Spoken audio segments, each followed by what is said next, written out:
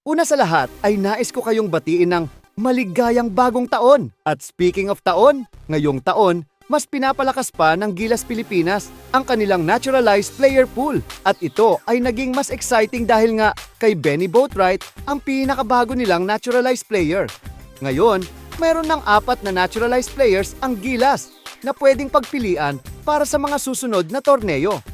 At ito ay malaking bagay para sa kinabukasan ng ating koponan.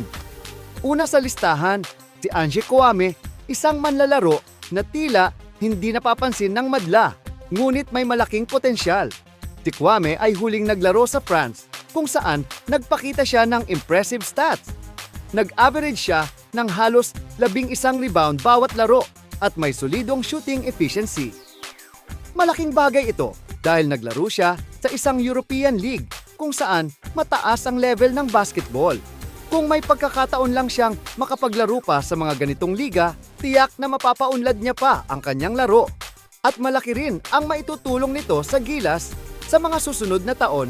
Sa kasalukuyan, nakatakda si Ange Kouame na maglaro para sa Meralco Bolts bilang kanilang naturalized player sa paparating na East Asia Super League o EASL. Magiging malaking tulong ito hindi lang sa Meralco, kundi pati na rin sa paglago ni Kouame bilang isang player. Ang exposure niya sa mga high-level competitions tulad nito ay makakatulong sa kanyang development.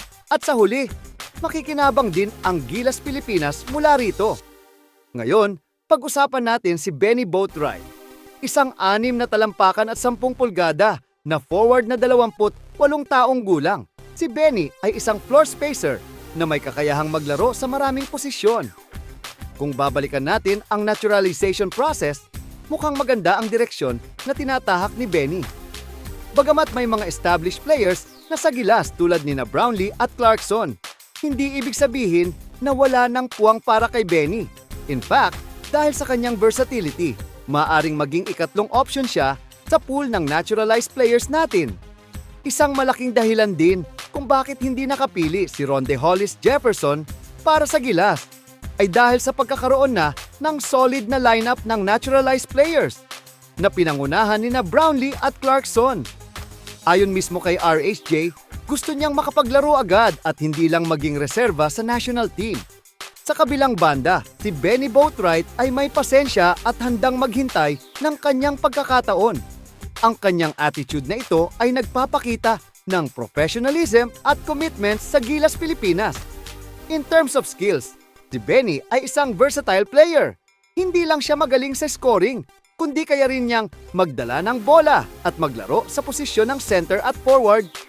Ang kakayahan niyang mag-drive sa basket at mag-shoot mula sa labas ay nagbibigay ng ibang dimensyon sa Gilas.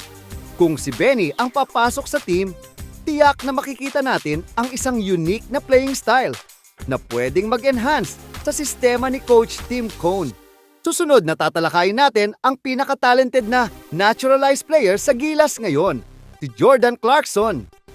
Walang duda, si Clarkson ay may kakaibang husay sa basketball. Isang NBA player na may dugong Pinoy. Si JC ang pinakamataas ang talent ceiling sa mga naturalized players na kasalukuyang bahagi ng Gilas pool. Ngunit sa plano ni Coach Tim Cone, para sa team sa susunod na mga taon, ang chemistry ng buong squad ang pangunahing focus. Kaya naman, napili si Coach Tim ng mga manlalaro na magbibigay ng solid na chemistry at cohesive team dynamics. At sa ngayon, hindi kasama si Clarkson sa mga plano. Ngunit hindi ibig sabihin na mawawala na ang pagkakataon kay Jordan Clarkson. Nariyan pa rin palagi ang posibilidad na makita natin si Clarkson sa 2027 FIBA World Cup. Lalo na, at by that time, 39 na taong gulang na si Justin Brownlee. Kaya't magbubukas ang mga opportunity para kay Clarkson at sa iba pang players na nais magrepresenta para sa bansa. Ang pag-adjust ni Clarkson sa sistema ni Coach Tim ay magiging interesting. Pero sa ngayon, mas mahirap pang isipin na magiging consistent siya sa first 2 years ng cycle ng 4-year plan ni Coach Tim Cone. Sa kabilang banda, ang pinaka-first option ngayon ng Gilas Pilipinas, si Justin Brownlee. Samantala, isa sa mga highlights ng Gilas sa mga nakaraang torneo. ay ang pagkapanalo nila sa isang European teams tulad ng Latvia at isang powerhouse team sa Asia na New Zealand. Ito ay isang patunay na gumaganda ang sistema ni Coach Tim Cone at maganda rin ang chemistry ng team with Justin Brownlee na laging nagtatala ng big performances para sa Gilas. Ngunit tulad ng nabanggit kanina, ang magiging major factor para kay Brownlee at sa Gilas ay ang kanyang kondisyon sa 2027 na World Cup. Tiyak na magiging malaking usapin ang edad at kalusugan ni JB at kung paano ito makakaapekto sa kanyang laro. Dahil sa taon na yon ay nasa 39 na taong gulang na ang nasabing manlalaro. Bagamat syempre, hindi naman ibig sabihin nun, iaalisin na siya sa usapin ng naturalized na magre-representa in that tournament. Sa ngayon, si Brownlee ay patuloy na nagbibigay ng inspirasyon at malaking contribution sa Gilas Pilipinas.